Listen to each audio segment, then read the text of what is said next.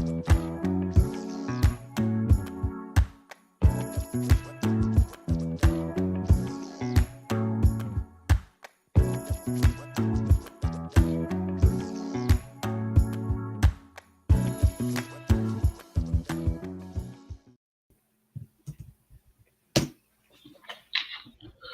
and welcome to Amateur Hour episode 32. I can't believe we've done this many of them already, but Snowmegeddon was an instant classic, and Iowa gears up to take on Michigan in the Big Ten Championship.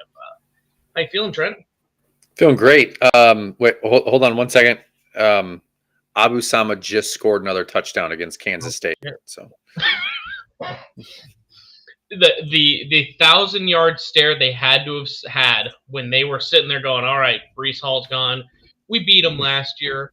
It's going to feel so good. And then just I've seen so many clips of them just cut back to back of the first play 70 yards out. I mean, if I was a Kansas State fan, I might have turned that game off at that point. You know what was going to happen. Yeah, finally. Oh, this freshman starting, and he puts up 3 bills on you.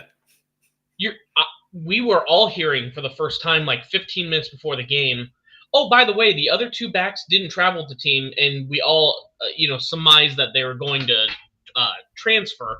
Cool. Yep. I think you and me both were like, I hope Sama gets the carries because we felt like he was probably the best of the 3, and he took full advantage of it, dude. That was just an incredible, incredible start to a game. Yeah, we kind of talked about that all season, that he's probably the best back. And then there were games where he didn't get any carries. So good to see. Yeah, no, I mean, honestly, let's just jump in it since we're already in there. I mean, there were I was shocked at, like, first off, you and me were texting in the game. That was not a fun game to watch as a, like, we need to win this game type. Yeah. I'm gonna pull up, and I'm sure everyone with a pulser that loves Cyclones have heard it, but some of the stats that stuck out to me here: Iowa State total points 42. By the way, Iowa State won 42-35. In case you're not watching live, covered plus 9.5, obviously, and the over of 46 hits with ease. But the total points of the game was 42 for Iowa State. Kansas State total tackles 29. Mm-hmm. There were more than half of Iowa State's first downs were touchdowns. Iowa State had 31 less rushes. They had 80 more yards rushing. It ended up being 3 plays on the other side of the Kansas State 50-yard line. None in the red zone. I think the other craziest one that I knew was, like, since we had to kneel 3 times at the end, 11% of our plays were kneels. I mean, what would you? Where is it? Total offensive plays 102 to Iowa State's 35. I mean, I don't even know how any team could ever win that game, man, except for the 5 plays that made a difference. Yeah, and you say with those 3 kneels, so really Iowa State ran 32 meaningful plays and put up 488 yards. Just crazy. Now, if you say all these stats that Kansas State had, like they ran 67 more plays and all this, and Iowa State had 3 plays on the other side of the 50, none in the red zone, I would have told you Kansas State probably won by 50. Yeah. In the way other than the 5, I guess 6 major plays that were scores, I mean, if you would, I think, so you take those 6 out and we had 32 plays, so 26 plays, maybe 2 to 3 were over 5 yards. Everything else was just shut down at the line. And I was telling a coworker, because he's like, oh, that must have been a fun game for that was terrible. 0, 0, 80 yards, 0, 1, 70. And it was just like, you had to rely on the plays that we don't typically make because we don't have typically the speed gap between every other school. It's not like Florida where they can just have players that you're just never going to outrun, or we don't have the Tyreek Hill typically. In this game, we just did. So, yeah, dude, Jalen Noel, like when he scored that long touchdown, I didn't realize he was so fast. Like he just pulled away from everybody. It was That little crazy. stutter step and then That up the that sideline. yes, that play. He untouched. Didn't even get touched. I Crazy. mean, it's funny when you watch that play break down because it's like that little stutter step. You had five guys that especially in the snow, you got to commit to whatever direction you're going. And he essentially juked out five people, and they had some amazing blocks. I mean, Steve-O Klotz on the first play, he blocked like three people because they all just ran into each other. I mean, it kind of proves why he ended up just earlier today. He's second team All Big 12. Yep. For fullback, and it's like because he's making multiple blocks on play, and so many of those plays were opened up because of downfield blocking and the unselfish nature that a lot of these players got. You know, I mean, I feel like a lot of them they're young, they're not. Hutchinson wasn't like this, but it's like I wouldn't expect him to be blocking downhill. I know he's going to be our pass catcher. Just like I said, as hard as it was to watch as an Iowa State fan, it was an incredible game. I mean, instant classic between a rivalry. You have the name in Snowmageddon. I mean, it was perfect. Yeah, yeah. It was fun to see all those explosive plays because that's usually not Iowa State's game. Mm-hmm. Yeah, so good thing this one isn't a protected rivalry, Big 12. Let's fix that. No, it was only the most watched Fox night game of the year. That's it. Yeah, more than USC, Utah, more than K-State, Kansas. The over 1 million people more. I think it was like 1.3 million more people. 1.3 million more people watched this game. But yeah, people don't watch it. Is what we were told. Yeah, and you know the crazy thing is, like, not to just immediately shout it. It is incredible looking these numbers. And it's like Michigan, Ohio State had 19 million people watching. It's 6 times the audience for that incredible game. Yeah. So, well, let me get it pulled up here. We'll kind of backtrack here. We were already in it, so I figured we could just jump straight into Iowa State because if you're watching on YouTube, you can see the Hawkeyes, for some reason, they win their games. They're going to conference championships. Neither one will arrive. Apparently, busy at work and pink eye are legit reasons now. It's BS. No. I wonder if they're which is it? Is it knocked up where they all get pink eye because they're all farting each other's pillows? Yes. I was ready to break those out with Dave, and he just didn't want to show his pink eye, I guess. So it's contagious. We'd probably get it. through the interweb somehow. We'd figure out how to get it. Before we get to Iowa, Nebraska, this is kind of what the game felt like to me, so I thought it was a good trivia question here for you, Trent. Can you tell me what the record for the most punts ever in a college football game is? And it doesn't involve any Big Ten schools. Not Iowa? Are you kidding me? Yeah.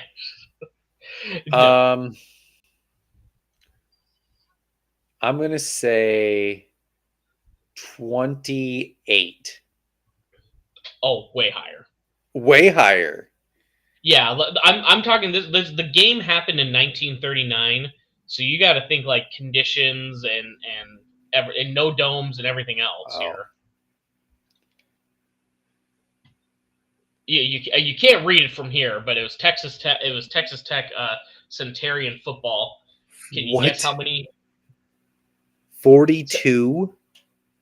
No, 42 punts were returned. What? It was 77 punts.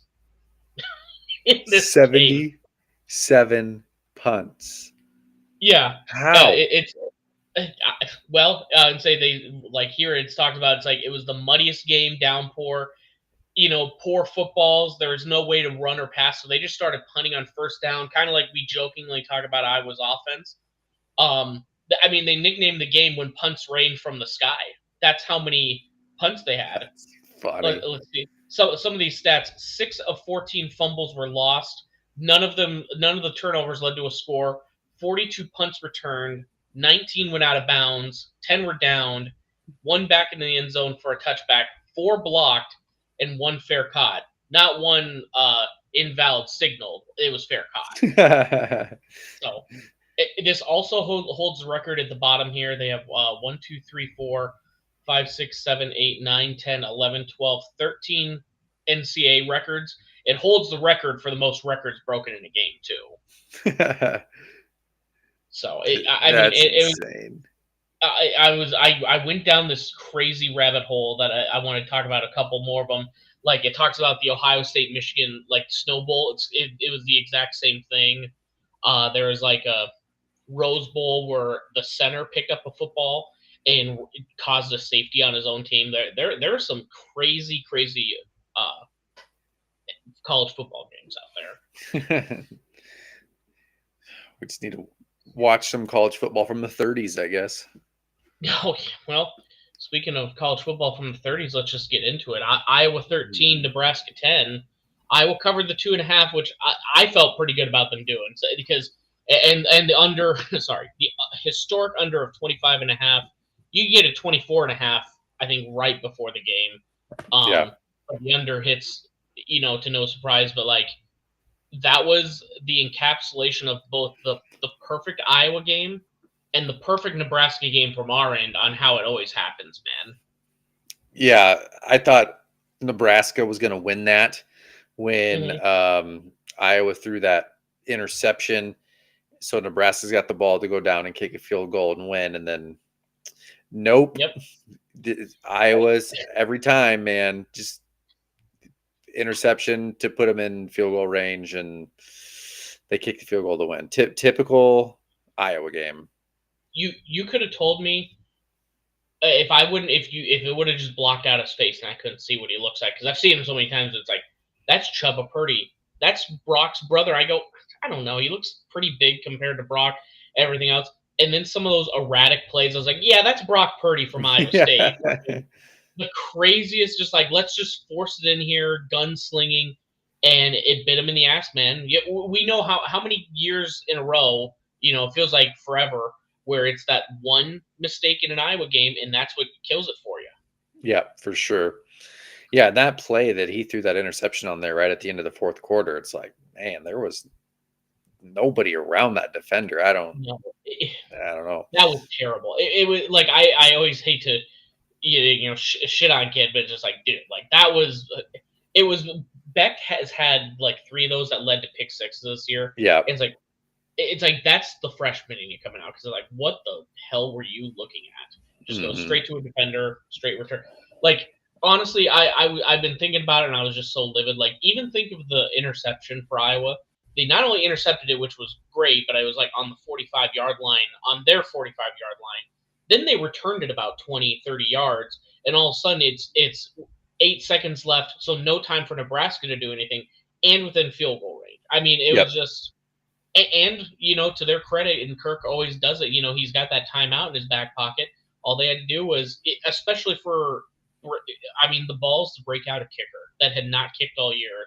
He did the right thing, straightened it out, put it right down the middle, called the timeout with whatever 4 or 5 seconds left, and let her rip, dude. Yep. Man, how lucky can they be? Are you shocked at 10 wins by them, or are you kind of, but thinking back to preseason, I think we all expected 8 to 9, but yeah, 10. Yeah, I mean, yeah, preseason we thought maybe 9. They get the 10, should have been 11, but should it have? Yeah. And I mean, they beat who they were supposed to beat. Yeah. I mean, that's all it comes down to, and they did it. No, this is just me being pissy about it now, but I really try and, like, when Cyclone Twitter's going off, try and get some hits, and I had a banger this weekend, had 300 likes, 20 retweets, and saw like 30,000 people saw it and stuff. I felt pretty good about it. And it was only about, like, hey, this season, if you were to talk about preseason, we lost 5 games, and it was a 10-win Iowa. Let me get it pulled up here, because it was simply only about Iowa State. It was, our 5 losses are a 10-win Iowa by 7, 9-win Ohio by 3, 10-win Oklahoma, and I just put redacted. I didn't want to bring up that score. 11-win Texas by 10, and that's the first game, I think, in Big 12 play in like 4 years that we've lost by, well, shit, TCU, never mind. But like one of the few where it's been a 2-score game. Yep. And then an 8-win Kansas by 7. I mean, if we would have heard that at the beginning of the year, we would have taken that every time, compete and everything. And I was just so shocked. It's like nothing was even negative about it. I'm saying a 10-win Iowa by 7 points, and just my point is so many Iowa burners. I had like 6 Iowa burners just go, well, you beat you beat the teams you're supposed to, and you lost to the good teams. I was like, that's what Iowa did. You lost to the only good teams you played this year, Yeah. and you beat everyone that you were supposed to. So like, it wasn't a burn. I was just like, in what world is it just like I got to seek out people that have a 7-win season and make sure that they know that I'm upset about them just having a moment amongst themselves. This is the middle of Snowmageddon. We're having a blast and just Iowa burners, man. Yeah. And you bring up the 7-win thing, like beating Kansas State to get to 7 wins feels a lot better than being 6-6. 6-6, you're still going to a bowl game, but being 7-5, it feels pretty good considering 6 everything and 6 is like, that's a flip of a coin you just slip in. 7 is like you deserve to be in one. Yeah, and with everything that happened before the season and all the freshmen that are starting, 7 wins feels pretty good. Mm-hmm. And the losses were to good teams. Speaking of bowl games, Nebraska here got to be pretty upset because they for the last month they've been trying to get into a bowl game here. I mean, it's sitting at 5 wins. I bet you they regret not having Bo Pelini for the last decade here. You're not going to like what the stat I was about to bring up, but you know who had a hell of a year for just really boning teams that wanted to go to a bowl game? It was Colorado. They beat TCU, who went 5-7. They beat Nebraska 5-7, and they beat Colorado State 5-7. They prevented 3 teams, even though of their 4 wins, 3 of them were to prevent teams from going to a bowl at this point. Hey, congratulations, Colorado! You beat a bunch of 5-7 teams. Good job. Hey, congrats! A very enthusiastic congrats by Trent. The only one you can't see because of our bottom ticker there is Notre Dame, but here's all the bowl game teams, man. It's crazy that, I mean, you even take Oklahoma and Texas out of the Big 12, we still got a solid base of 7 teams that are going bowling, and we're adding, let's see, from the Pac-12, we got Arizona and Utah coming in too. Well, and potentially Oregon State if whatever happens with those 2 out there, but so Big 10 does not have Minnesota on it. They're 5-7, and they are going to a bowl game. Yeah, I think this was like taken like on Sunday before all the final ones were set. But yeah, the only 5-7 team was Minnesota. So think a 2-point win due to an invalid signal when they should have lost on a punt return. Like if it would have been Big 12 reps, it would have counted. But they make it to a bowl game because of a 2-point win over Iowa. Yep. Joey's gonna hate it. We have to fill those 82 slots somehow, though, man. Yeah. Did you know Nebraska? Well, Joey will like this. Nebraska has the longest non-bowling streak in college football. Yeah, 5 years, isn't it? I think it's 7. Is right? Oh shit! Well, I know they were the longest Power 5, which it's like you even got to think about that. It's like so Rutgers has made it to a bowl. Cal has made it to a bowl. Vanderbilt. Vanderbilt. We've shit on all these teams, and like you kind of forget like the historic level of they've never dealt with this before. If any Nebraska fan wants to talk to some Iowa Staters on what it's like to go pushing a decade without a bowl game, we'll explain that it's not very fun. But I mean, Rule will have him there next year. He was this close, but still insane to think about, man. Let me get pulled up here. Sorry, I was going to pull up the college football rankings. We kind of slid by that. We're just hanging by the seat of our pants here with how we're doing tonight's show. Yeah, we are out of control. We the absolute mad lads right now. No, here's the latest top 25 from the playoff rankings, which is the only ones that matter right now. But Dave will love it. Georgia 1, Michigan 2, Washington 3, Florida State 4, and then probably the only ones that really matter, Oregon at 5, Ohio State doesn't matter at 6. There should be no way they make it in. No way. 7 Texas and 8 Alabama. Of the top 8, do you have any gripes on it? No, I don't. Not in the top 8. I think this is set up perfectly right now to let these conference championship games settle this. Yeah. If I, just for the sake of an argument here, I think Texas should be higher. Let me pull up, because they were even talking about, and ESPN asked us, whatever the hell his name is. Oh, shit. One more. But they're asking him, it's like, why is Oregon ahead of Texas?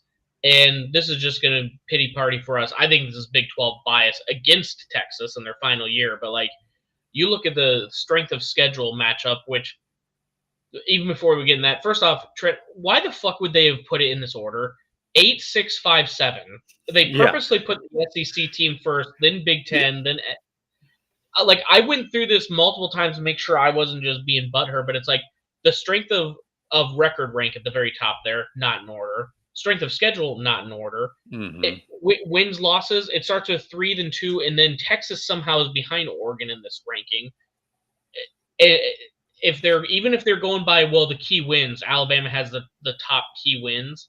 Then you have Oregon, who has an unranked team as one of their best key wins. Like, this is true against Big 12 bias. If it was going to happen to anyone, couldn't have been anyone better than Texas. But, like, how do you have a team that has the 6th ranked schedule just below Ohio State, has the strongest strength of schedule right behind Ohio State, 2 wins in the top 25, 1 more than Oregon, behind Oregon, who's 2 spots ahead?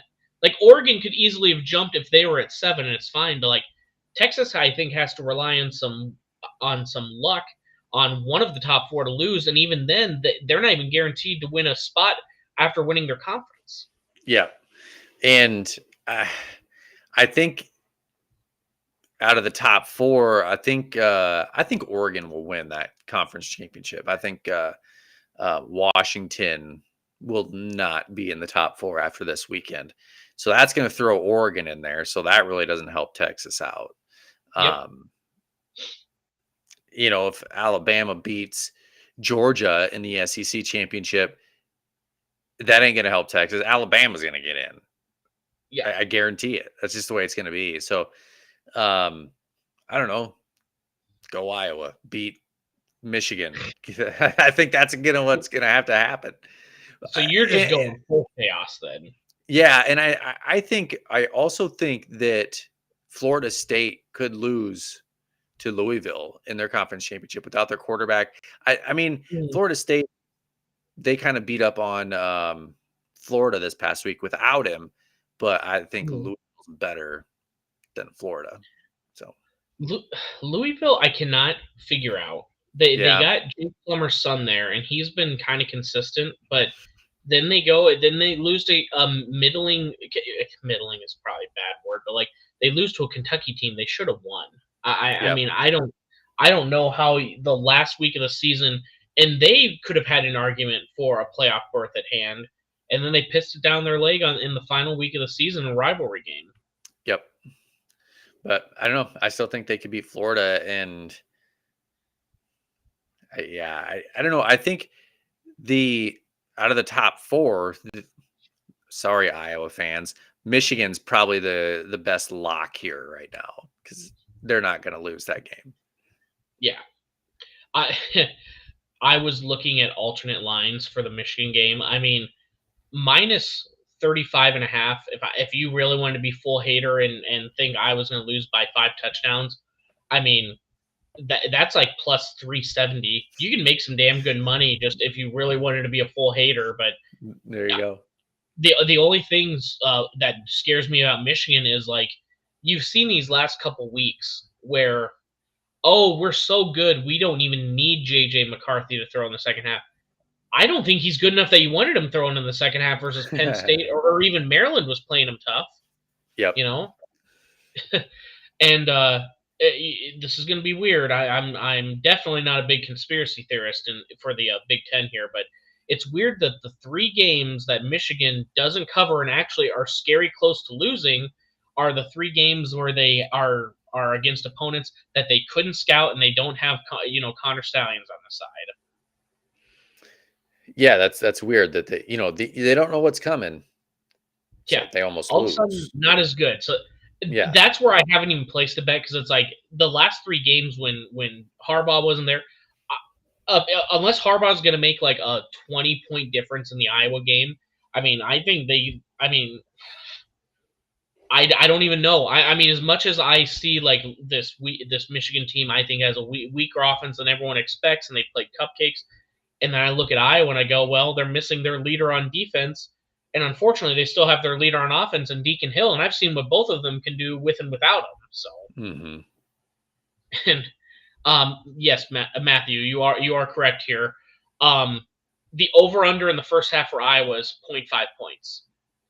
Without any internal bias towards the Big Ten like I do, Vegas is saying I don't know if they're going to score a point in the first half. Yeah. I mean, I don't know if you can bet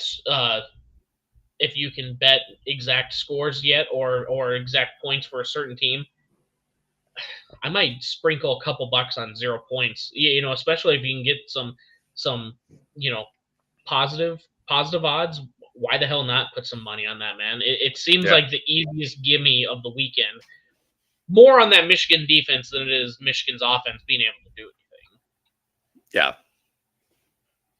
So, and yes, if this was next year, and where I know some people are saying this is going to lead to a watered down playoff, but here's my rebuttal here. Every single week, I keep showing it. Look out! Oh shit, we our beautiful logo is blocking it. But who the fuck wouldn't want to watch this, man? Texas versus Penn State for the chance to play Michigan, who now gets the bye week for winning the Big Ten. Bama, Missouri, an SEC matchup in order to go into an SEC game versus Georgia. Like, I mean, this is. I probably would have preferred 8 teams and just straight to it, but I love the bye week that now the better of the first week playoffs you get to play at home. I mean, I don't know, man. Yeah. I'm fucking pumped for it. I like this too. People think it's going to water it down. I don't. It's more football. People are going to watch, and it's going to be awesome. Yeah. I mean, what's the worst matchup here? Oregon, Tulane. Yeah, I've never seen a Pac-12 team in the last 12 months lose to Tulane. So I haven't seen that in a bowl game. Well, to be honest, the worst matchup I think is Ohio State, Ole Miss. I think Ohio State would boat race them, man. Ole Miss and Penn State on here are just like it's the Iowa Trolls, man. Well, they won all the teams they were supposed to, and they lost to the good teams. Well, I mean that's them to a T. Ole Miss lost to Bama. I believe they lost to LSU, or did they beat them? Ole Miss? I can't remember. Oh, man. Point being, it's just like, it's such a weird argument. Oh, so you're the exact middle. Like, you didn't beat the elite teams, but you beat everyone else for Penn State. It's like, well, I mean, I would take 10 wins in a season. I don't know what that's about, so it sounds like it's fun. Ole Miss did beat LSU. Yeah. And LSU 9 wins. I mean, it's not the greatest win, but it's not it's not like LSU is terrible either. They're gonna have the Heisman winner. I'm gonna speak into existence. I don't know how Jane Daniels doesn't win it. Yeah, it was 55-49 in that conference where they just don't play defense. Yeah. Or, no, that's the Big 12. Remember, we're still doing tropes from a decade ago that no one in the Big 12 plays defense anymore, man. Golly. So I don't know. I've kind of been all for the playoffs, how they've been ranking them so far this year, but this is the first one. It's just like you're starting to see. It's like I don't know. I think Texas should be a little higher. Otherwise, everyone else, it really doesn't matter to me. Yeah, it's gonna have to be chaos for Texas to get in. Yeah, no, absolutely, and we will. I'll be honest. As much as I'm complaining now, I will love those Longhorn Tears. Hearing them a decade later complaining about, well, we don't control our our own destiny, and if we win 11 games, that'd be bullshit if we don't win. And all these TCU and Baylor fans from a decade ago going, yeah, it kind of sucks, doesn't it, when the committee doesn't just put you in, huh? Yeah, yeah. With one loss. I mean, come on. So, let me see what it. Oh, I mean, I've the big games from last week. Oregon destroyed Oregon State, which shocked me. Oregon State now loses their they lost their to their rival, the biggest rival, for who knows how long. It's not like the Apple Cup where they're continuing it. They lost their head coach. They don't have a conference next. I mean, Oregon State has just gotten kicked in the nads week after week after week, man.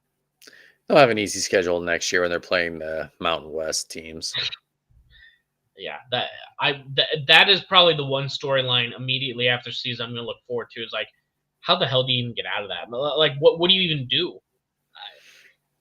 I mean, you buy out all the Mountain West teams, and then that you want, because you have to have. I think their plan is to still keep the Pac-12 conference name and keep it a Yeah. Power 5 status, but like you have to buy at least 6 teams out from the Mountain West, and who do you even get? I was talking with my buddy Spence, and we were discussing. It's like you probably get, who do you think, like Ohio State or not? No, no, I'm sorry, not Ohio State. What was I saying? Boise State? Yeah, the Ohio State of Idaho, basically. Pretty much. But like Boise State, you probably get San Diego State to get into California, San Jose State. You probably a couple Colorado schools like Colorado State and Air Force. But I mean, he was even throwing some wild ones like, well, if they're not going to get Power 5 status, why don't you just bring in like Eastern Washington and Montana and just get crazy with it, man? These teams that have succeeded in the FCS for so long, just bring them up and kind of reclaim the Pacific Northwest. You have South Dakota State will still win your conference. I'd be afraid if they said in the Big 12, all right, North Dakota and South Dakota State, or North Dakota State and South Dakota State are coming to the Big 12. I'd be like, they're probably going to compete immediately. Now once it's like Nebraska, they competed immediately in the Big 10, and all of a sudden they just couldn't either keep up or get to the Big 10 level. It's so weird with these, like even Texas A&M. It took all of the money in the world just to get the athletes, and half of them were just they took because it was 5 stars, and now they're still like they're paying $70 million for a guy not to coach, and they got to get a different guy in there. Yeah, $28,000 a day. I want to be a fired football coach when I get older, Trent. When I grow up. Golly. I would not look for another job. No. I mean, I don't know if it even null and voids the contract, because it's like now you're getting employment somewhere else. I could sit for 7 years and not work and do some bullshit, probably analyst job or whatever it is. Be the Connor Stallions of Texas Tech. Whatever Jimbo wants to do, he can just do whatever the hell with that type of fuck you money. Yeah, I'd be doing nothing. Yep. So, and the Iowa, and then Michigan 30, Ohio State 24. The other one. We saw it. I mean, it doesn't shock me. It was a very close game. It was a pretty fun game to watch, but that Kyle McCord, he has been their Achilles heel all year, where he's not making the Terrell Pryor, Braxton Miller. I mean, list any quarterback they've had the last 15 years. He just can't make those plays like they could, and they made it look easy. Yeah, I didn't get to watch really any of this game, actually, so. It was weird. It was 2 Big Ten teams that were competent on both sides of the ball. It was actually kind of fun to watch. That exists? In very rare circumstances. Okay. 1 game a year out of all those Big Ten games. That and the Land of Lincoln Trophy. The Northwestern Illinois. Yep. Did you see Braun for Northwestern won the Coach of the Year? I did, yeah. I took that team from 1 win last season to having their coach fired right before this season to 7 wins. That's pretty legit. Fair, or do you think Kirk should have won it? I think it's fair because before the year, people were probably predicting them to win one game again. So for them to win 6 more, yeah. Yeah. Now there's an argument for Kirk as well. Like he won 10 games with that garbage that they put out there every week. Like he did a pretty good job. If his stuff was not as self-inflicted, I think he would have had a legitimate shot. And honestly, like, I don't want to say one game affected it, but I think if they win the Minnesota game and you go undefeated in the Big Ten, I think that would have been enough too. But I mean, I've heard the argument about the injuries, and those are tough to overcome. But Yep. I mean, I think some of it even falls back to it's like, why do Mahomes and LeBron don't win MVPs every year? At some point, they realize this is just a machine that's going to have a great amount of output. You got to respect the little guy that's kicking out 3-4 times the wins that you expect they're going to. Yep. Yeah. No, I think that was well deserved. So, before we kind of get into the next game, I think the only Big 12. Let me get it pulled up here. The first team for the Big 12 for Iowa State was TJ Tampa and Jeremiah Cooper for first team. Yep. That one doesn't shock me. No. We mentioned it earlier, but Steve O'Klotz, second team, as well as Jalen Knoll, which that one shocks me a little, man. I know he did some punt returns, but I don't feel like – I don't know. He was our number one receiver. I guess I'm just shocked he was second team. I would have assumed there had been – with 14 teams, probably a better couple wide receivers.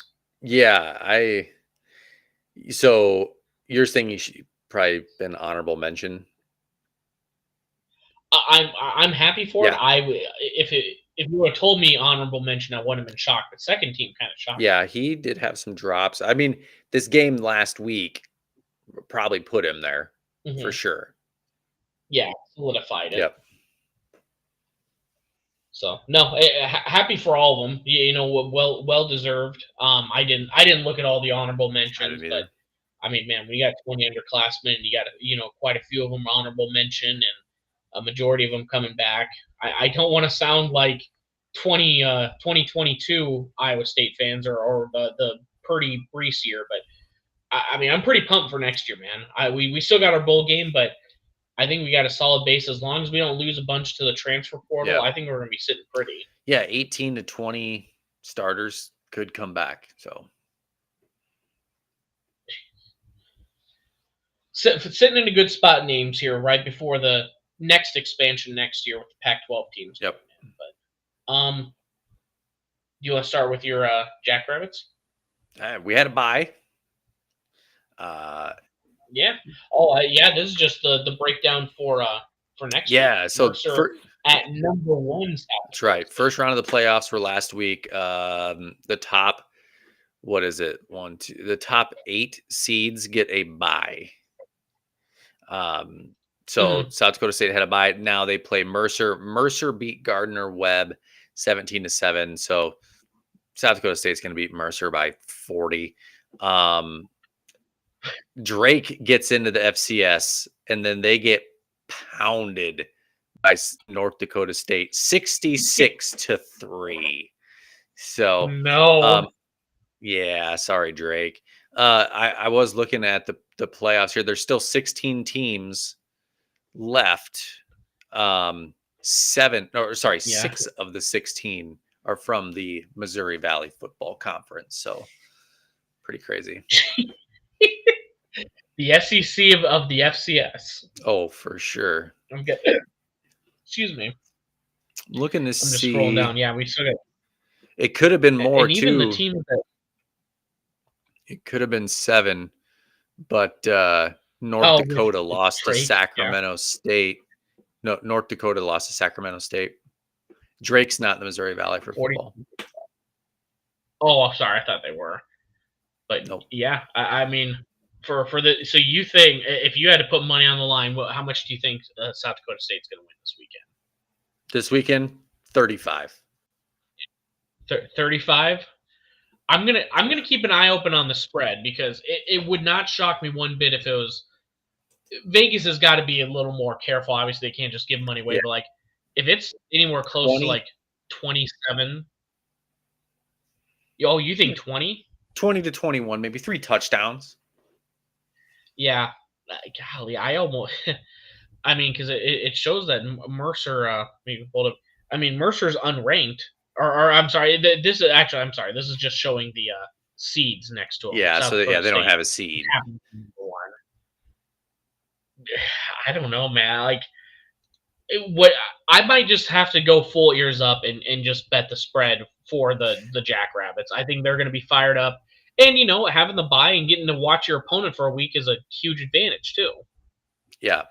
Our quarterback and running back got co-players of the year for the Missouri Valley. I think it was Jackson Yankee was first team all Missouri Valley. So yeah, just littered with Jackrabbits all over those teams for the all conference. They're the Brock Purdy and Brees Hall of the FCS of the Yes. Missouri Valley. Yes. So now one of them's got to win the Walter Payton Award, right? For it's like the FCS Heisman. Yeah, absolutely. Oh yeah, I forgot that's what I'm surprised they. I mean, you can't replace Walter Payton, but like I'm surprised if you ever look at like the football records of the FCS. I don't know how they got to have a Steve McNair award out there, don't they? I'm just looking here. Hold on one second. You're good. Walter Payton. Now,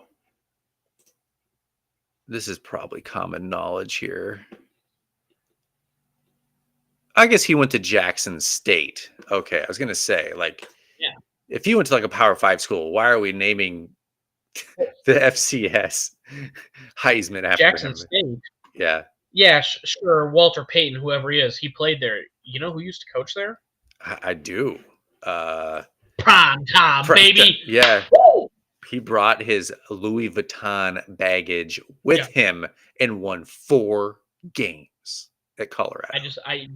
You're wearing your glasses, so I couldn't see the hate in your eyes, but that's what I was going for, Trent, just to really get under your skin. Bring up Dion a couple more times. Yeah. Hey, remember like before the first week, we went through like the over-unders for wins, and what was theirs? Like 3.5 for this season? 3.5, yeah. And I said they were going to win 3 games. We went through their whole 12 games, and I said that they're going to win or lose.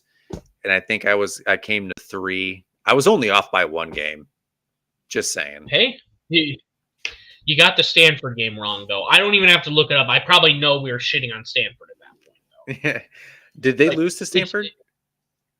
Yeah, remember they had that crazy double overtime game with that receiver that went for like 300 yards. I should go back and listen. I think I said Stanford was going to beat them. And you couldn't believe it. You're like, shitty old Stanford's going to beat Colorado? I'm like, yes. Yeah, you listen back. Let's get a couple more plays, a couple more cents in our pocket. I'll do that. And then you can get back to me on that. I'll do that. It's funny. I listening to him the last month. Now it's more tolerable. Like, remember, like 2 months ago, we're on 60 Minutes. We're talking about buying players. We got celebrities on the sideline. Every pregame show is at Colorado. And now all of a sudden, Trent, you would like him now. Now he's talking about like, hey, these kids that are coming here expecting an ATM and holding us hostage for money, we're not doing it. Go somewhere else. He's talking about like an actual coach and like, the first month of the season, I remember there was an incident where they were fighting in practice, and he goes, I like it. Yep. We don't need culture. We need dogs that can win. We need people that will fight, and people are like that. That is very good. Because you do need fight in these players, but now it's like, oh shit, we need culture so these guys stay together and they're just not fighting every single week, especially when you're losing 8 out of 9 games. And all of a sudden, these fights, like, you're not in a good mood after because it's like, well, we beat Colorado State in overtime, It feels like a good win. Now imagine losing 8 of those weekends and you're still fucking fighting. Yeah. And now they're losing, they've had guys decommit to their quarterback from the 2024 class and the 2025 class, both committed within 24 hours. of each other. So well, and they it don't makes want us to. wonder, like, They don't want to go ahead. come to the Big 12 and face that smoke. They don't want that smoke. That's right. I mean, honestly, a couple things. I was listening to the Cover 3 and they talked about it, and I agree with it. One, I think some of them use Dion just for like that month status where like I'm committed to Colorado, and it's like, holy shit, this kid Colorado, and then they just got offers elsewhere and go, you know what, 4-8, and this other team's 8-4, and I can still get NIL money. I'm going to go there instead. You know, I think the other thing is like, is Dion going to be there after his son, is done? No. I don't think anyone is sitting here believing the way he's talked with like recruiting and buying players. I don't. You can't rely on him being there, dude. No. I think we talked about it on a podcast earlier this year that, we foresaw Texas A&M firing Jimbo Fisher. We're like, I bet Primetime takes that step. Now, after this season, he probably didn't get a whole lot of interest after going 4-8. But if he would have flipped that and say he went 8-4, I bet his phone's ringing. Yeah, he's 8-4, or they see some competitive, like, there was just too much, as well. Like, I was reading an article, and that's why all this Colorado stuff is coming up. It's like, you see a guy that has a team 3-1 that shouldn't be 3-1. Mm-hmm. They have pulled off some crazy upsets, but then you start looking back at how close those margins were, and all of a sudden, you're losing games that like Stanford you shouldn't be. It took overtime to beat Arizona State that only has 3 wins and wasn't bowl eligible, and you're seeing that nothing changed throughout the year. Like, their players didn't get developed. Mm-hmm. Their line play. Iowa State at the beginning of the year, we talked about how shitty at times our offensive line was, especially against Iowa and Ohio, and we're going, this line can't fucking move for shit. And we still saw some of that throughout the year, but towards the end of the year, now we're having Abu Sama 270 yards rushing. Even games where it wasn't extreme weather, we're moving the ball and protecting Rocco Beck and creating stuff. And you saw the same thing where it was just like, let Shador cook and hope for the best, and he still took like, I think it was 50 plus sacks. I mean, you're getting hit 5-6 times a game. He didn't play in this final game, and it doesn't shock me. He got the shit beat out of him every week. Didn't he break a vertebrae in his back? Yeah, something in his back, and it's just, what do you expect when you're getting hit? I mean, I think that averages out 11 games. I mean, that's 5 sacks a game, man. Yep. I get hit once like that, and I might be down for the count. And that kid's getting hit 6 times just in games. And that's just sacks. I mean, how many times does he throw the ball and then get hit? Yeah, probably got hit over 100 times this year. Good point, man. I mean, the other thing with like Dion is like there's a lot of like coaches that went there, and then he demoted the offensive coordinator that's left immediately. He took a head coaching job. Mm-hmm. There's just some weird decisions like that. So I don't know. I hope he does, because the Big 12 needs something with Oklahoma and Texas leaving.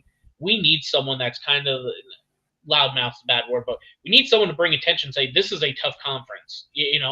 Part of the intrigue of the Pac-12 was like, look at all these good teams, and Colorado's competitive, and you got Dion. Like, it looked like, how is this conference ever dying? And it never happened. So. Yep. I hope he stays. I know you won't, but I hope he stays, just so when we beat Colorado, Trent, I know that you're going to be that much more happy. I will be. Can't wait. Anything more on the ears up for the South Dakota State, or we just know they're going to beat their ass? We winning. We winning. Yeah. We coming. We'll do Big Ten, because that's the biggest one that we're going to know about before the rest. Does Iowa cover 22? Iowa's 22-point underdogs. Over under is 35. Yep. Do you think they cover? No, I don't. Do you think we still hit the under? I think so, because Michigan's offense has not been good the last few weeks. I've already said my JJ piece. I just think they get to look at the Penn State game. They got to a point where they were 14, 17 points ahead, and then they just ran. I was going to say, all they need to do is get up by 2 touchdowns and they can just sit on it because Iowa can't score. I think, I mean, I'm pretty sure it's been a calendar year since I was hitting over. I think you just bet the under and hope the kids have fun at that point. Yep. Or be a hater and you bet Michigan minus 34.5 and you win triple your money, which I have to decide by Saturday. Maybe I'll just sprinkle a little on both, There you go. Hedge that bet. So, yeah, I think that one's a foregone conclusion. But the conference championship games that we might not know who wins it. You got. I'll just read through these quick. Number 6, Oregon, 9.5-point favorites over number 4, Washington, over under 67.5. Number 20, Oklahoma State, 14-point underdogs at number 7, Texas. Versus number 7, Texas, over under 54.5. Number 1, Georgia, only 5-point favorites versus number 8, Bama, over under 55.5. And then number 10, Louisville, 2.5-point underdogs versus Florida State, over under 49. Which one are you most looking forward to? Sorry, I'm writing over here because we're gonna pick these. I'm writing them down. Oh, well, we're gonna pick all the. Oh shit! So yeah, I mean Michigan. So Michigan. We'll just go back and forth. I also think. Are we trying to? What's that? I also think Michigan. Yep. Okay. Oregon, Washington. I'm going Oregon. Oregon covering or just Oregon winning? Oregon winning. I'm just picking the conference champions. Oregon has a lot of juice going, dude. I watched that Washington State game.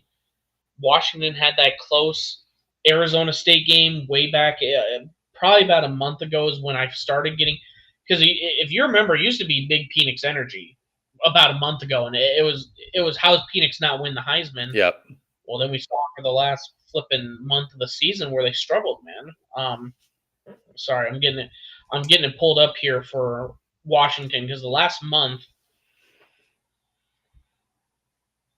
since the Arizona State game where they barely won by 8, it's been a 9-point game at Stanford, a 10-point game at USC, 7-point win versus Utah, number 18 Utah, a 2-point win at Oregon State, a 3-point win home Washington State.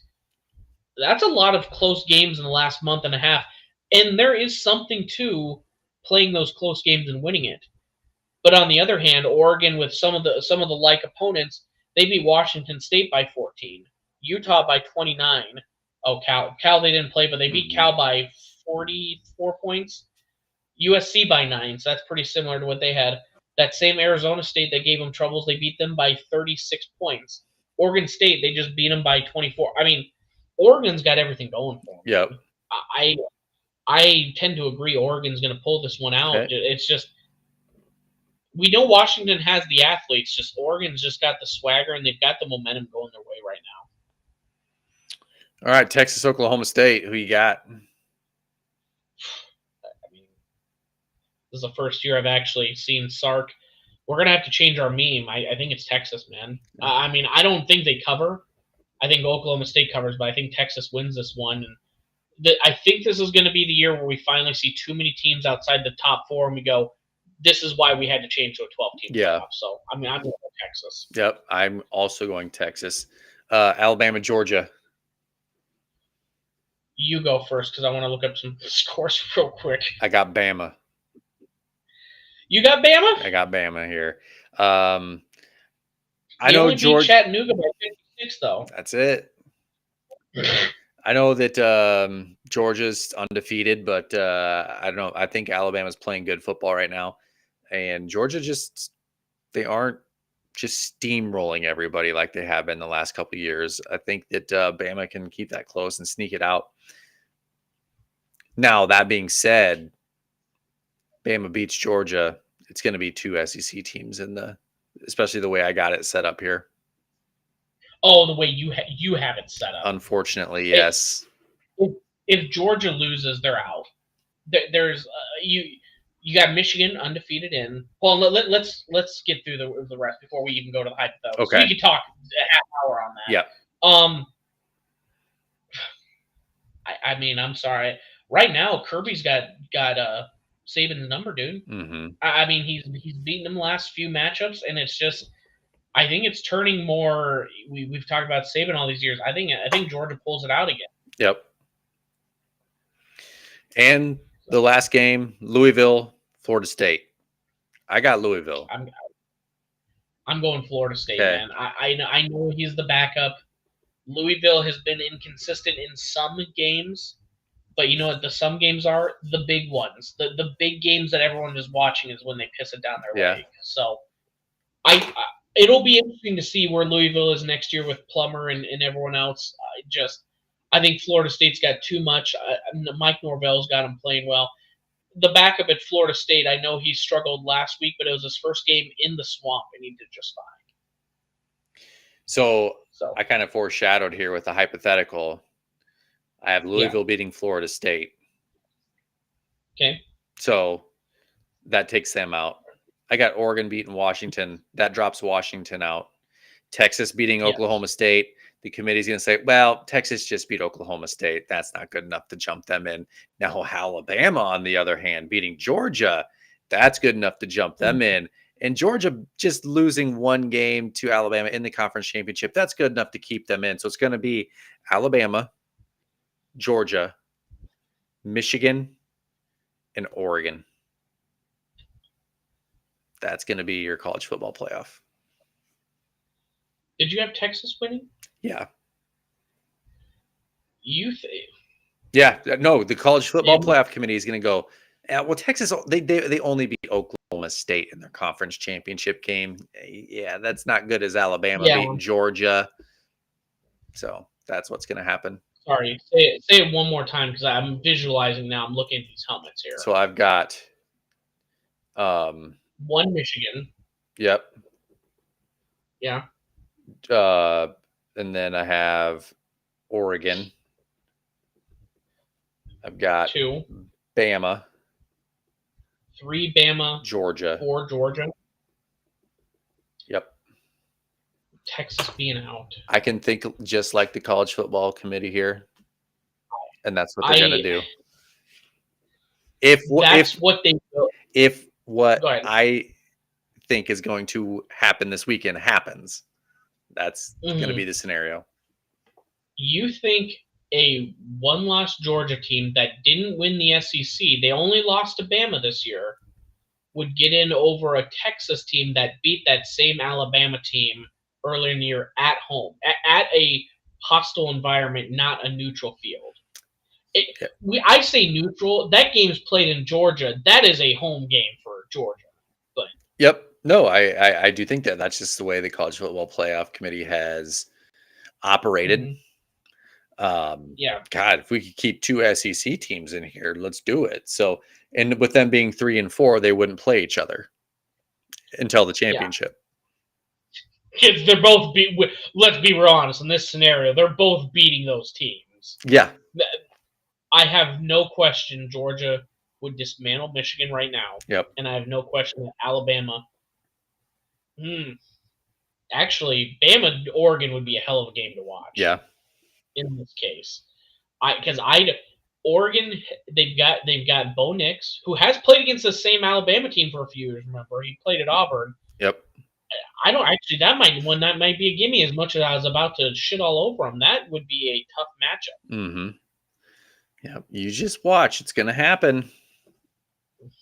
I don't know. Well, yeah. As much as I was just about to say, yeah, but they barely beat Auburn. But they took an impossible situation and once again proved why Nick Saban's the best coach in the sports history. 4th and goal from the 31.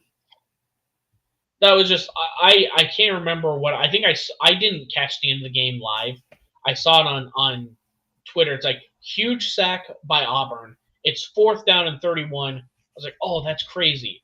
And I changed the look at the score. It's like 27-24. They won. They pulled it out like always. I was like, that's fucking typical Bama. And it pisses me off that they're just so automatic, man. Did you see I saw it on Twitter as a video of these people watching it. I think they were Alabama fans. And like it's a video of their TV, and like the quarterback drops back to pass, and then just like the circle comes up on the TV. It just buffers for like 15 seconds, and then all of a sudden it skips to it, and the touchdown's done. That had to have been the worst 15 seconds. You're watching the biggest moment of your season, and it just fucking stops. Yeah. That is, yeah. I'm seeing if I can get it pulled up here right now. Frozen. No, I can't. It's too hard to look up how to find that video. Yeah. That I've seen that one. I've seen the man that was like praying in front of his TV and crying. Like they go a different level down there. But I saw the other video. That's probably the one that sticks out of my head. Specifically, the Iron Bowl was a TikTok from an Auburn girl in the crowd, and the caption was just, it was 4th and 31, ... And she shows she had some pretty good seats. She was like on the 30-yard line when he threw it, and you just see her follow the pass, getting ready to celebrate the interception incomplete, catches it, and that crowd just yeah, like she just stood there in awe. I mean, I'm trying to think. That type of moment, 4th and 31. I mean, you could do Iowa State or hell, even your Vikings.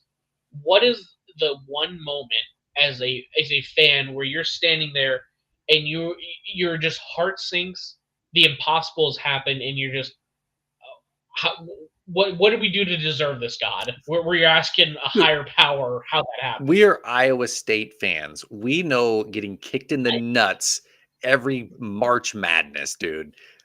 You ever heard of Aaron Kraft? Damn it, that was gonna be mine, man. I was the Aaron Kraft. Like I remember me and my buddy TJ were sitting there watching the game. We were ready to go to like lunch. It wasn't even like a late game. The whole day was just like it felt like I had 10-9. I'm just walking around. People are, hey, is everything all right? And you're just in this fog. Oh yeah, I'm just still. Can't believe that Aaron Kraft hit this fucking shot that he never would ever hit again. Yeah. I should not know the name Aaron Kraft. That's how little of an impact he should have had in my life. Yep. But he did. Yep. He made the fucking shot. Oh, I'm trying to think. Have we had any like crazy football games where we're just sitting there and the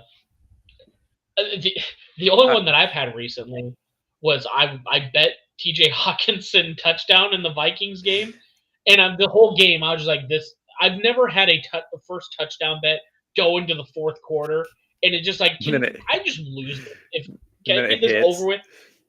Yeah, and I was just the worst part is I'm sitting with a friend that's playing fantasy, and he's like in a league that it's like $100 buy-in. That he's playing for hundreds of dollars to win this league.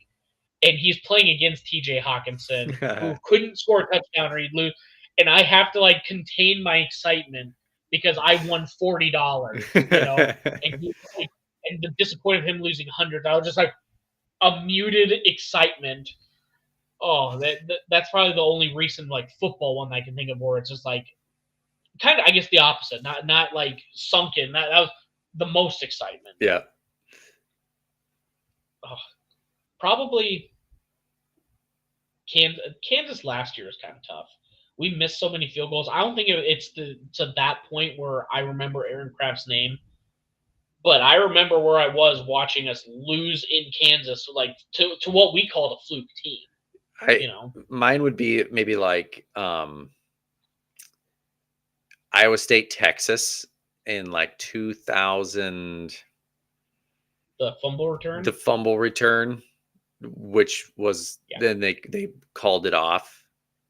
Was that Jeremiah George? Yeah. I think was the linebacker that stripped that and would have ran for a touchdown. And then they gave the ball back to Texas on the 1-yard line and they scored win. So something like that. I don't know. Texas should have scored there. Alabama should not have. So you know what I'm slowly realizing, Trent? It's because we've had such a short history of we're supposed to win those games that everything just feels good when we compete. Yeah. It's basketball where we've actually been able to, like, I was too young and not into sports enough to remember the Iowa State Michigan State game where we could have won the Natty. Listen to that Larry Eustace interview and just hearing them go over the memories of like that was our national championship year, and we just ran into the buzzsaw that was the actual champion. Yeah, basically played them at home. Yeah, basically at home, exactly. So I'm trying. I don't think there's many others, honestly. Like UAB, it just kind of like that was kind of more just funny. Like, of course, that would be the team we lose to. Yep. I wasn't around for the Hampton. I remember Hampton like it was yesterday. I remember watching that. If you want me to be honest, all the Fred Hoiberg like upsets, other than George getting his injury, Fred's teams were so inconsistent defensively. It wasn't like it ever shocked you if they lost. It's like, yeah, we couldn't stop anyone, but we just ran them out of the building by making all these threes, Yeah, those teams were, if they weren't hitting shots, they were going to lose. Didn't matter who they were playing because they didn't play defense. Yeah. Yeah, no, exactly. So if you came across the St. Peter's or the Florida Gulf State or Florida Gulf Coast, not Florida Gulf State, but you ran into those teams, it didn't shock you because it's like, yeah, they're just hitting threes and we can't stop. We can't stop anything. Yep. Compared to now, where we're offensively inept and our defense plays pretty well, but if someone starts hitting a couple threes, 6 to 8 points feels like an eternity, an unclimbable hill. Yeah. This past weekend, did you watch all 3 of the games? Thankfully not. I caught a little bit of each, but it was mostly on the radio. Yeah, the VCU game, I watched most of that on Thanksgiving. Iowa State had they kind of figured out we need to take the ball to the rim. And they did that the last 10 minutes. Every possession, they were going for layups. They were either making a layup or getting fouled. And then it's like, why didn't we do that the other 2 games? Because it worked. Then the other 2 games, it's like, you should have beat Texas A&M because you're up by 21 in the first half. And then you should have won the other game because you missed your free throws. Like, make some free throws and you're going to win that game. So, those were tough games. What is so difficult about with us specifically in free throws, dude? I've watched this team so much, and it's not only, I think it was Williams that brought it up. We will get to the line a decent amount, but we miss the first shot, the front end of an and one every single time. I've never seen a team that struggles with such simple stuff. We can do some amazing stuff defensively. We do nothing special offensively, in my opinion, but like we just can't get it done at the line. And both the games, Virginia Tech and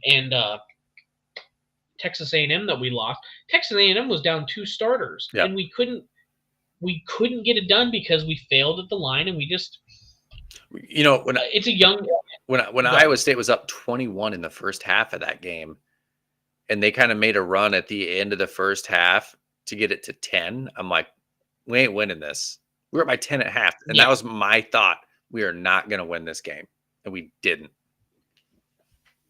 I mean, we can talk wins and losses all day. I know we hate the losses, but did you, with watching it, I was listening for the games, and I got to get his name because I know I'm going to butcher it.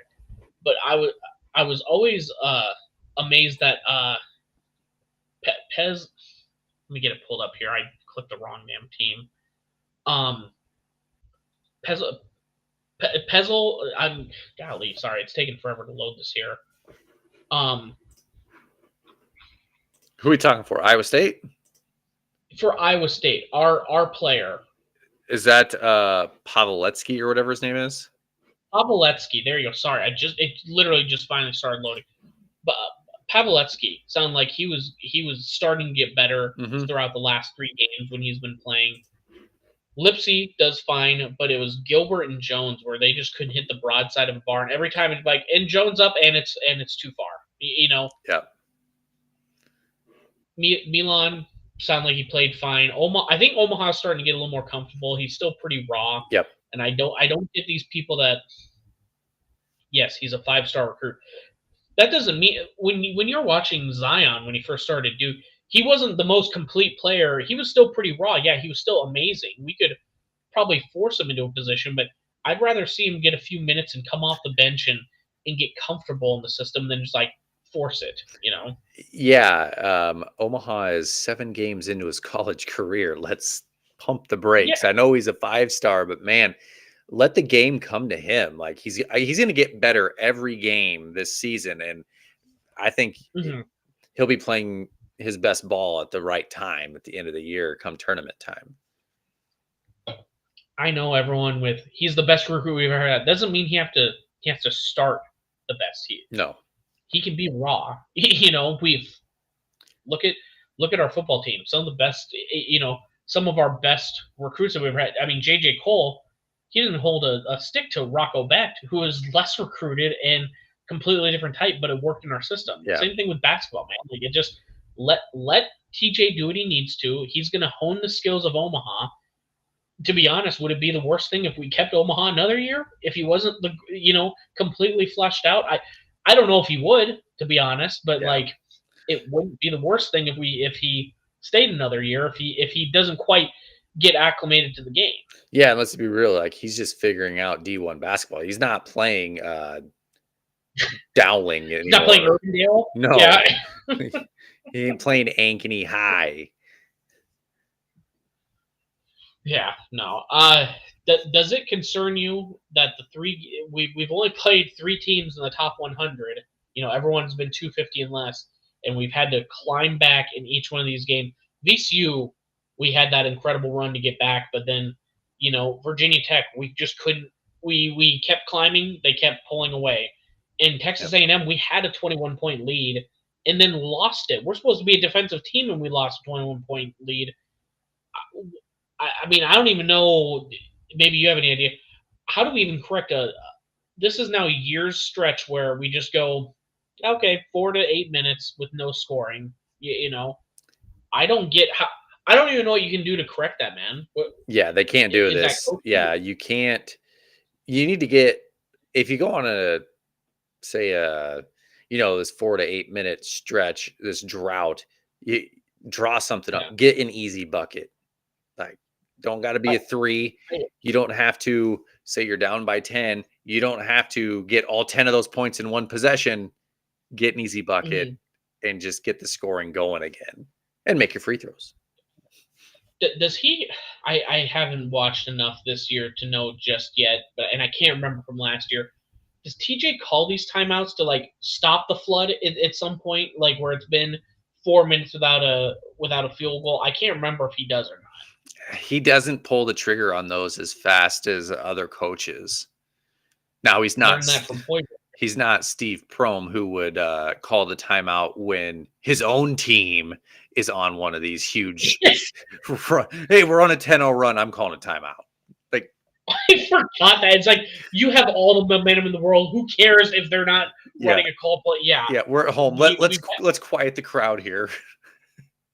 See, that's our Iowa State's punishment. We probably went from Hoiberg, who would sit there with no emotion, just let the game play, to the guy who would micromanage even when we're winning, going, let the guys play again. And now we have the apprentice of Hoiberg in his schmedium, just letting them play. It's like, please stop the bleeding, TJ. For the love of God. You got 6 timeouts to use in the game. Like, let's use one of those bad boys.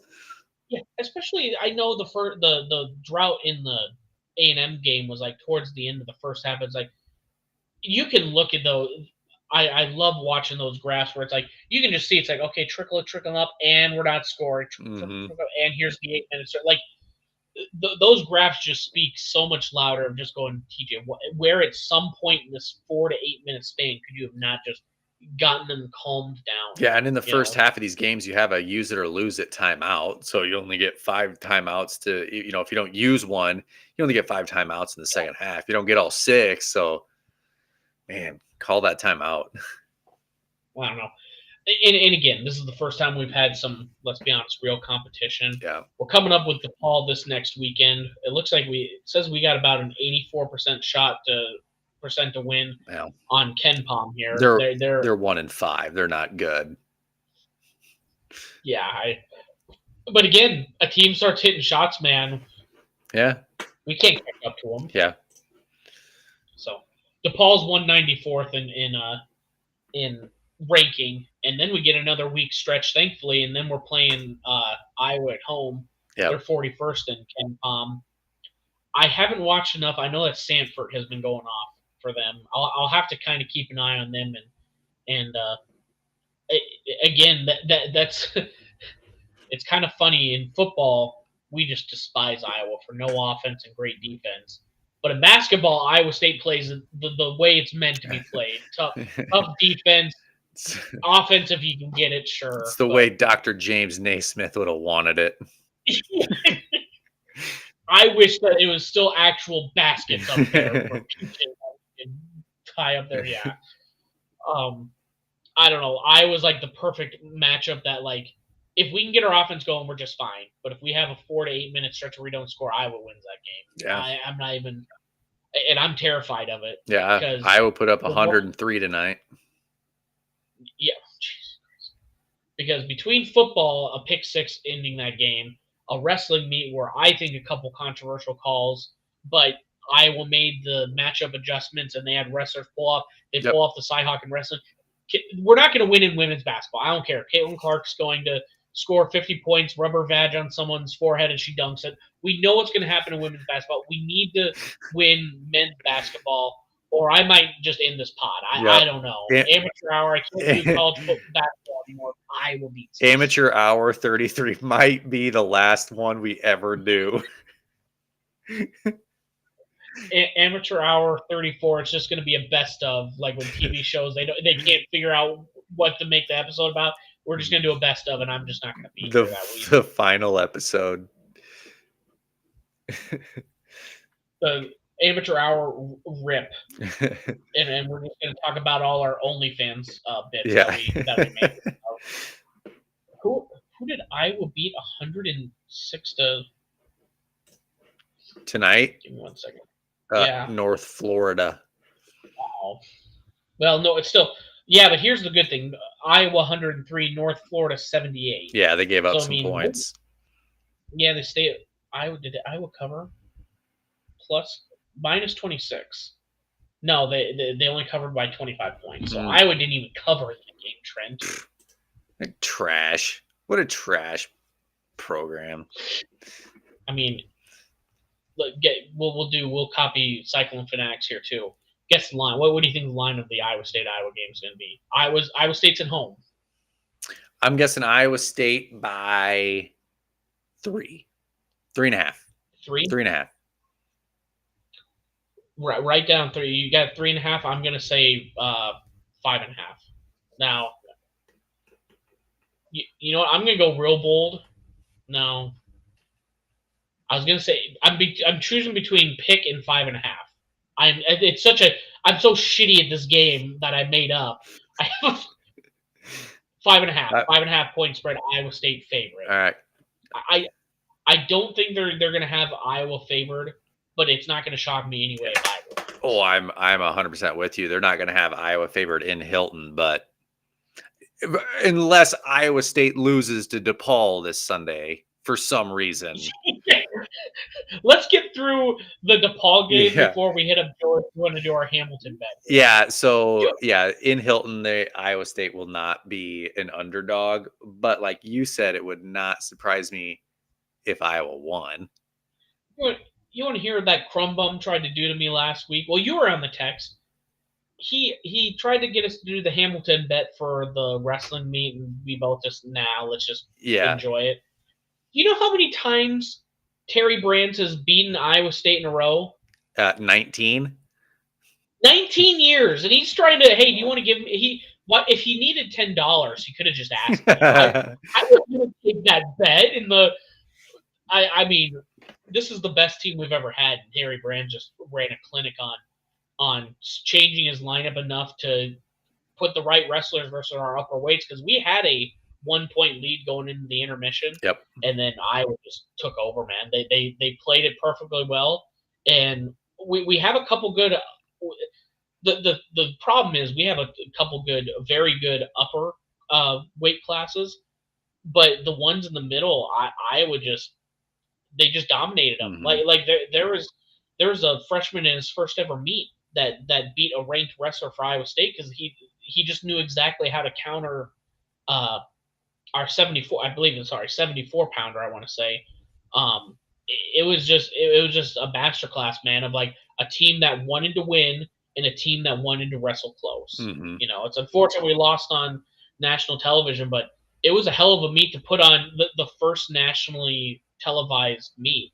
It was everything that I wanted to be, other than I bet you ESPN would have been happy like a couple years ago when they almost got into a fight on the side.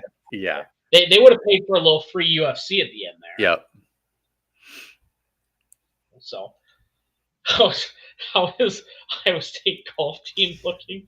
I don't know. I mean, being in a northern state in a spring sport, I'm guessing real good. Their indoor practice facility, cold out there. Their indoor practice facility is top of the line. Maybe best grass out there at least. Probably the favorite to win NCAA's this year. Yeah, definitely not like Texas or Arizona State or any of those southern schools that can golf all year round. I mean, it's got.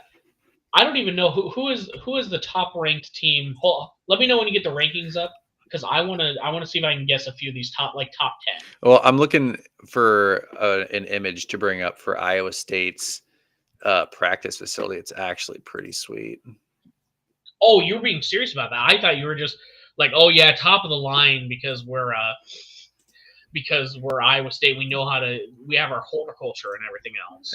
Well, that could be part of this. Share my screen here.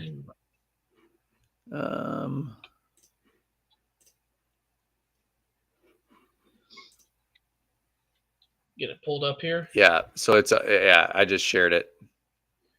So like they have like the grain bin is like an indoor putting facility. Of course. It's actually pretty sweet here. Oh shit! Suckup's bought that too, huh? Yeah. Who'd have thunk? It's pretty sweet. So what? So they have like a driving range in there and stuff? Yeah. So these doors open and you can hit out onto this range, and then they have clicking through these. They had Is this in England somewhere? Yeah. I'm not sure where. Huh. But there's an overhead shot of this that shows like the whole thing, and it's pretty cool. Like you can just make different holes, like, oh, I'm going to this green. Yeah, it's a pretty impressive facility there. I wonder if that's south. I think that might be close to where I live, Trent. That looks like that's south of Ames. You should go hit some balls. Yeah, there's a good picture of the whole thing. There we go. Maybe not. That look. Holy hell. Yeah, being able to like just change it up and actually having the courses around Ames have not been kept up well, Vinker and everything. At least I haven't been there in the last couple of years, but like when I was up there, it was like for the money you're paying at times, this is not a good course. Mm-hmm. This looks like and it's suck up. He's going to keep that shit maintained, and that looks fantastic, dude. Yeah. Holy hell, that looks nice.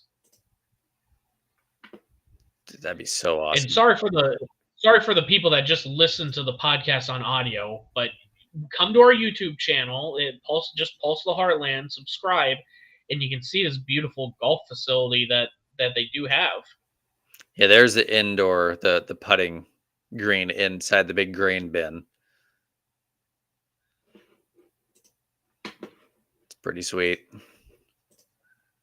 Oh yeah, well, I'm waiting for the NCAA website is not loading for me, Trent, but I'm trying to get the rankings. Trying to get Iowa State's ranking.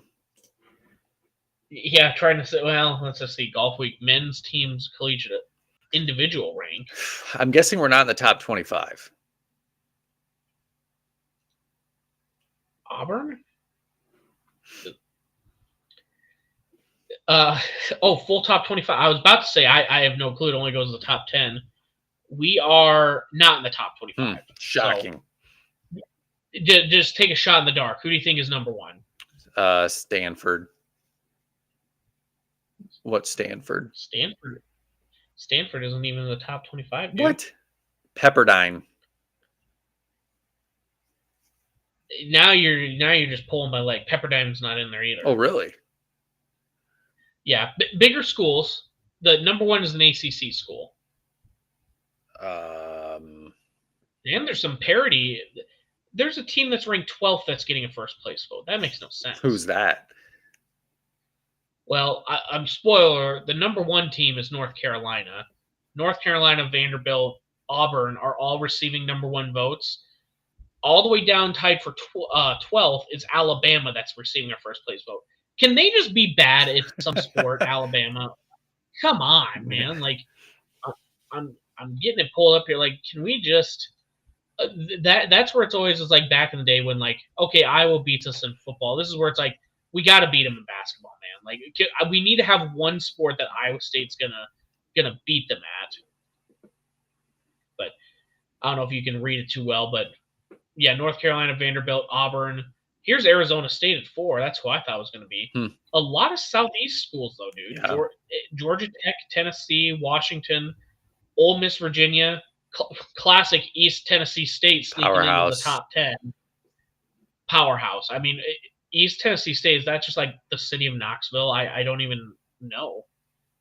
Oh, shit. We're losing. Big 12 is losing the moneymakers. Number 14, Texas, and 15, Oklahoma, the SEC. That's why they really took them. Yeah. Because it sure as fuck isn't Texas competing in the playoffs like every single year like they think they are. It's because of the top 15 ranked golf schools. Yeah, I mean, Jordan Spieth, like half the PGA Tour came from Texas, so. God, the Big 12 is just fucking ass in golf, dude. No wonder we got that facility. We're going to dominate the sport here soon. TCU's getting votes. Yeah, Baylor, Oklahoma State, TCU, Kansas. Yeah. God, even Purdue's getting more votes than us. Cancel the team. Just get us out of here, man. Not that practice facility, man. You want to know how I know we're running out of steam? We're talking about men's golf. That's how.